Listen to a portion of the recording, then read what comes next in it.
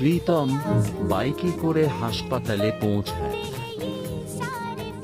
তার ভেতরে একটা স্নায়বিক আশঙ্কা জেগে উঠল। অবন্তিকা অপেক্ষা করছে। তার উপস্থিতি তৎক্ষণাৎ প্রীতমকে মোহিত করে, কারণ সে তাকে প্রথমবারের মতো দেখছে। কৌতূহল আর দ্বিধা মিশ্রিত মুখে প্রশ্ন করল প্রীতম, যার উত্তরে আয়ন্তিকা বলেন, আমি ভালো আছি, তুমি কেমন আছো? আয়নাতিকা প্রীতমের ঘরে প্রবেশ করে। তার ভয়ের উপস্থিতি স্পষ্ট। কৌতূহল আর দ্বিধা মিশ্রিত মুখে প্রশ্ন করল প্রীতম,